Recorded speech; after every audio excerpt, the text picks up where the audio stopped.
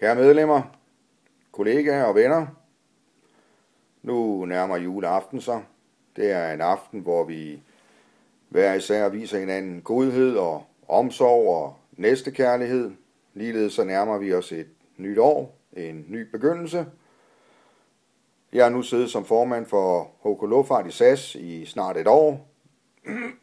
Det har ikke været et nemt år. Jeg har skulle lære at justere mine rutiner og arbejde på en anden måde. I HK Luftfart har vi lavet nogle aftaler, som vi synes var en fordel til både medlemmerne og for virksomhedens udvikling. Om vi skulle indgå de aftaler, det er jo svært at svare på, eller om vi skulle fortsætte med nej-hatten på. Bagklogskabens briller er jo som regel de bedste, de er bare svære at bruge lige her i nuet.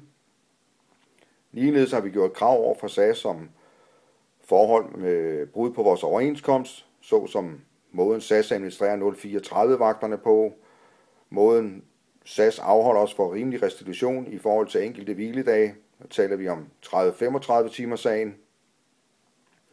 Flere SAS har bragt til SAS' opmærksomhed, men løsninger når vi sjældent frem til, da det er den laveste fællesnævner, som oftest er det, der er målet. For SAS i hvert fald. Og så må vi så køre den lange vej igennem det fagretslige system. SAS har dog anerkendt, at salget af de 10% af SGH til Swissport gør, at medarbejderne i SGH skal kompenseres. Jeg føler dog ikke, at SAS' tilbud til de ramte medlemmer er lige så generøst som det tilbud, medlemmerne gav SAS, da SAS stod med hatten i hånden. Men jeg vil nu hellere prøve at se fremad og citere en berømthed som Winston Churchill. Det er da ikke slutningen. Det er nok heller ikke begyndelsen på slutningen. Men det er måske slutningen på begyndelsen. Vi står over for overenskomstforhandlingerne i 2014, og jeg tror, det bliver nogle hårde forhandlinger. De bliver nok ikke meget anderledes end dem, vi tidligere har oplevet. De sidste par gange, der har været forhandlinger. Men jeg kan fortælle jer, at mit mål det er, at medlemmerne skal have noget i lommerne, og de skal forbedre arbejdsforhold. Præcist hvad det ender op med, det kan jeg ikke svare på.